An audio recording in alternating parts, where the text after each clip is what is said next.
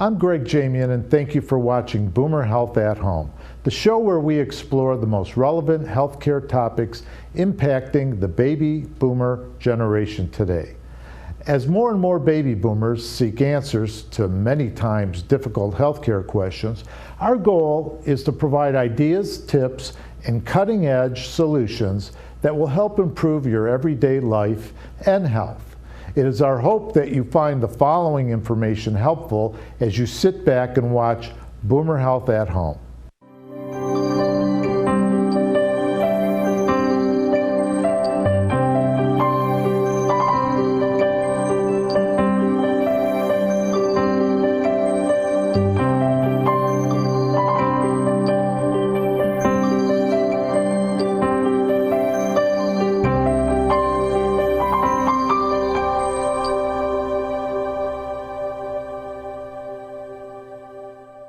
Good morning. I'm Suzanne Upward. I'm a registered nurse and your host today of Boomer Health at Home. Finding the right caregiver for seniors can often be difficult with our growing aging population and our shortage of employees. Today we have Catherine Perriard, Director of Human Resources for Americare Medical, here with us to discuss tips on finding caregivers. Good morning and welcome. Good morning, and thank you for having me this morning. We like to start our program by asking our guests to tell us a little bit about themselves. Okay.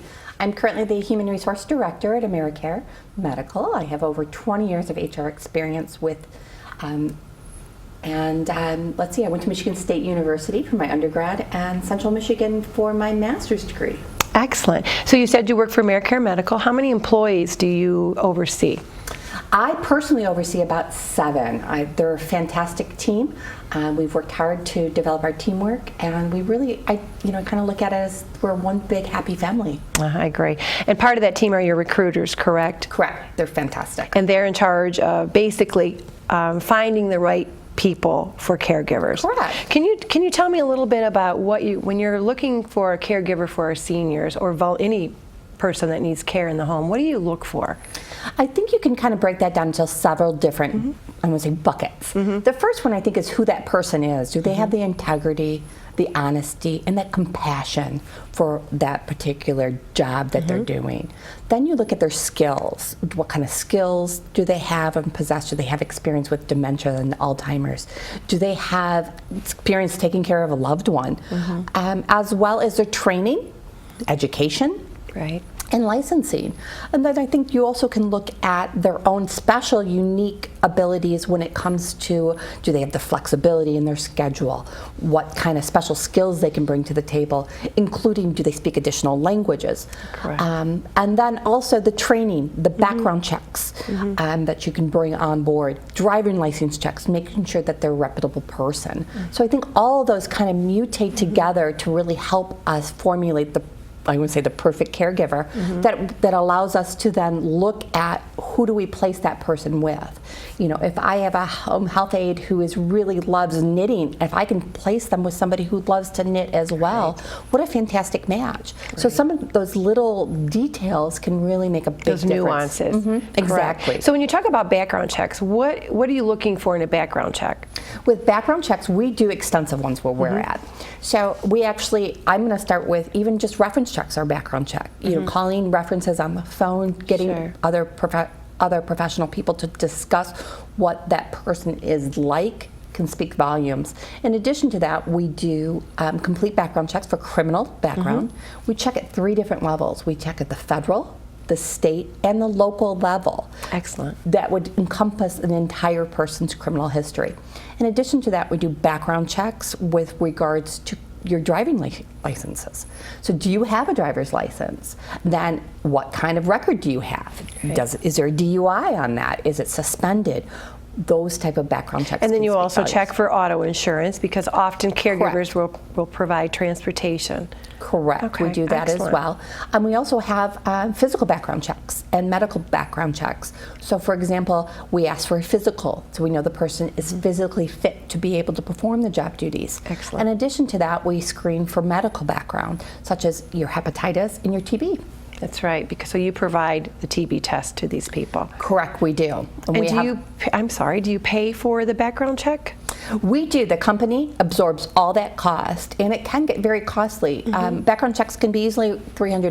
Jeez, I had no idea. Yeah, no idea. They're more than what people would think. I know. You said you work for Americare Medical. Tell me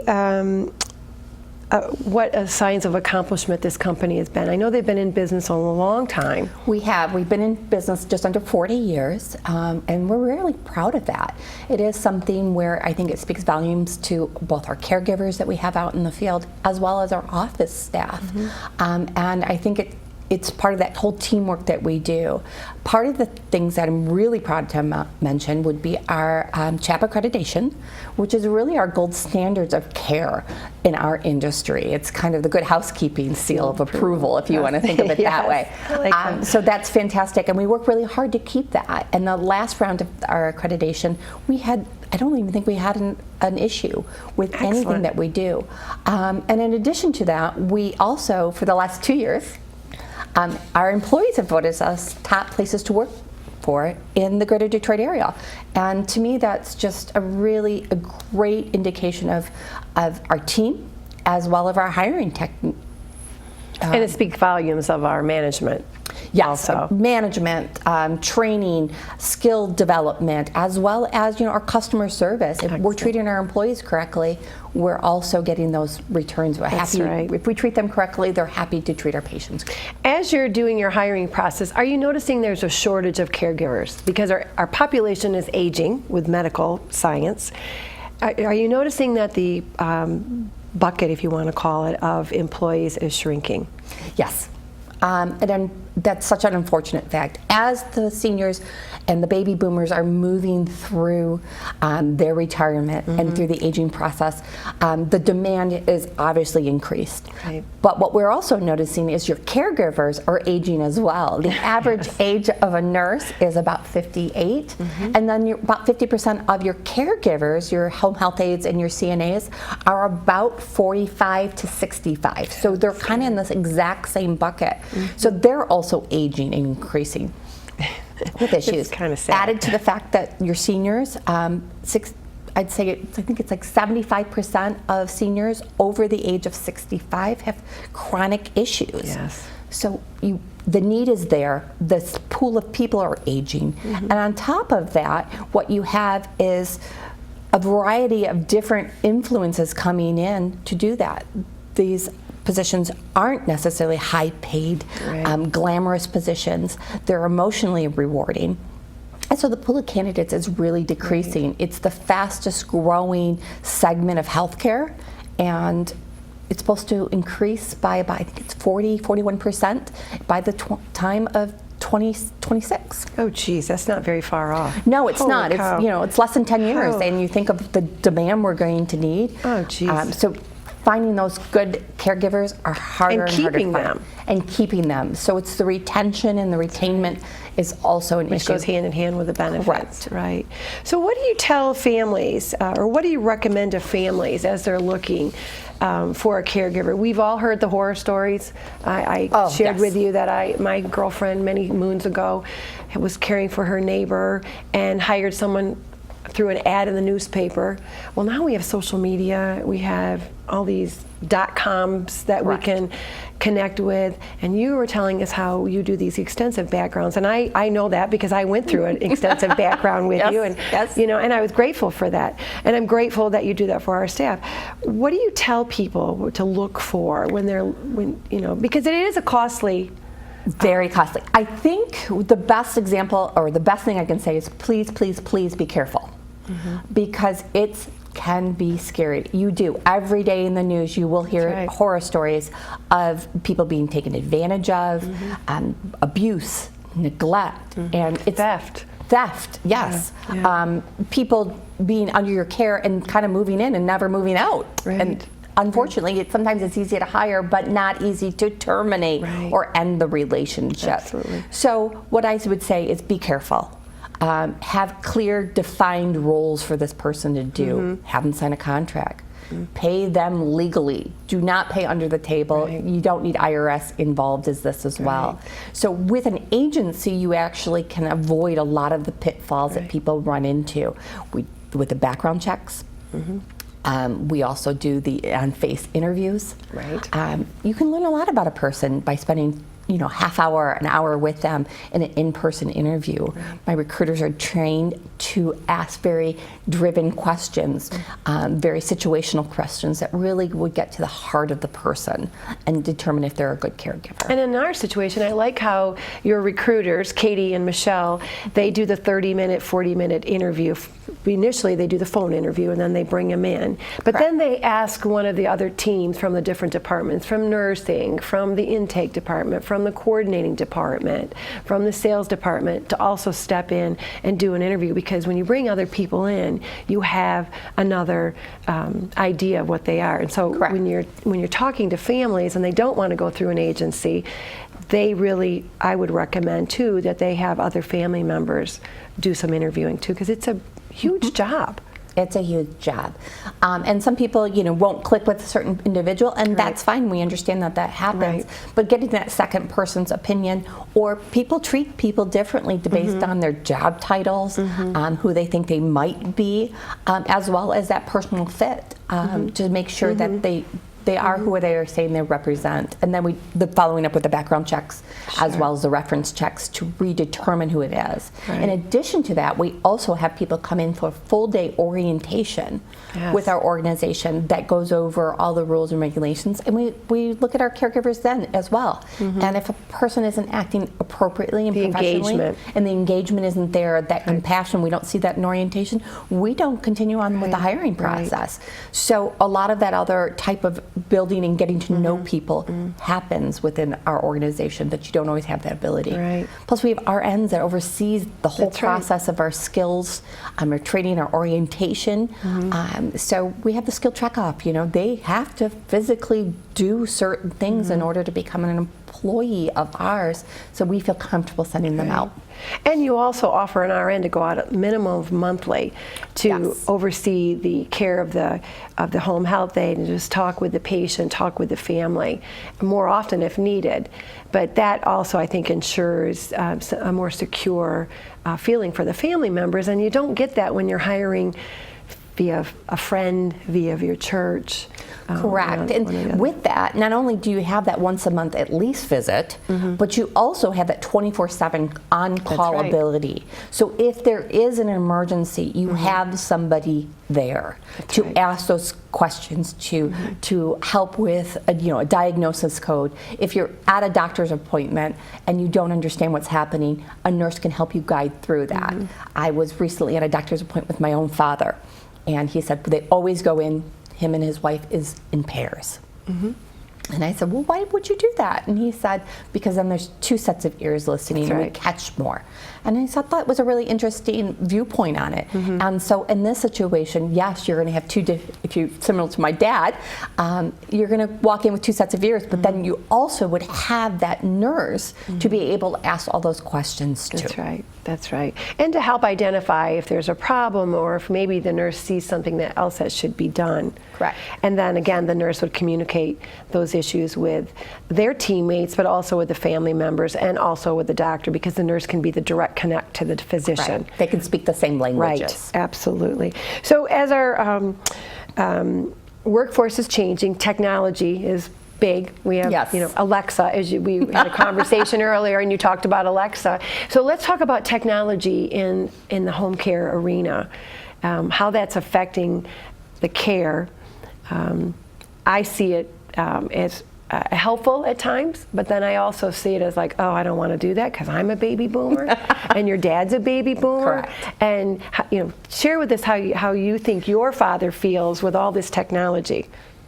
With my own father, what I see is that there is some resilience in using that. My stepmom, resilience or resistance? Maybe a little bit of both. Yeah. And so what happens there is my stepmom is actually probably a little bit more technically advanced with some of that. So she pushes him in the right direction. So with all those kind of things, but yeah, we have Alexa nowadays that is allowed to, remind you on how to take your meds. But we also, have those push buttons, when you have the emergency, calling, Right. those safety buttons. Yeah, life alert. Those are and they are lifelines. They are. For so many people. So yes, those are all advancements in technology that you have. But do I think it's going to ever replace the average caregiver? No. I hope you need not. that hands-on, that comfort, that Right. care, that companionship. So much with seniors, it's the companionship that is needed. The mental health of the companionship is so big. The engagement. The engagement. That's an interesting point. So as we're not only talking about technology, but we're talking about the importance of the engagement and the compassion. So what do some of our home health aides provide? What are some of the things they do? It's the daily care routines that they can help with. Grooming, personal care issue, help with bathing and showering.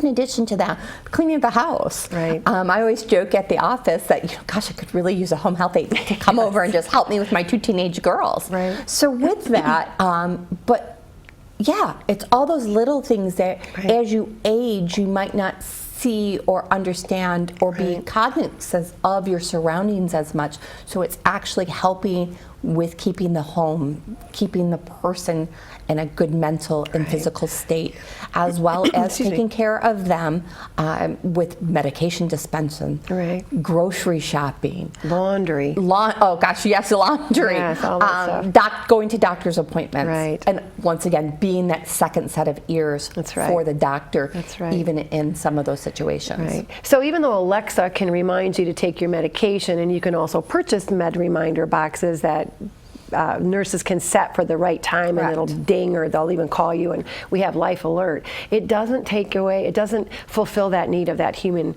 human touch. The human touch. Because as you get older, you do, you get a little more resigned. It's a lot easier just to become a little more staying in the house. It's harder to get out and about, be worried about vision changes, mobility issues. Oh my gosh, can I drive in this traffic? You and I both know how traffic was this morning, how frustrated we were.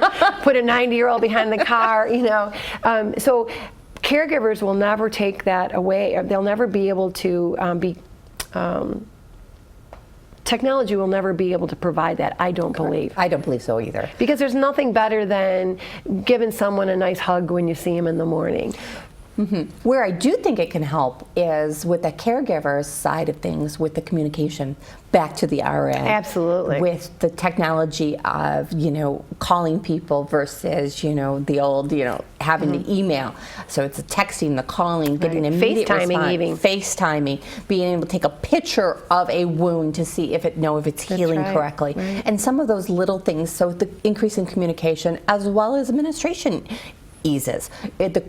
The more I can take off a caregiver on, their time cards and they're checking in and some of their daily functions as a person, the more relaxed and less stressed they are. And the more care they can provide and companionship they can provide to our clients, our patients. Right. So it's making their life easier. Exactly. Which then I think comes across as then moves on to their patient care. I think it's Sure. So let's review those tips that we should remind families and friends who are looking for caregivers. So background check. Right.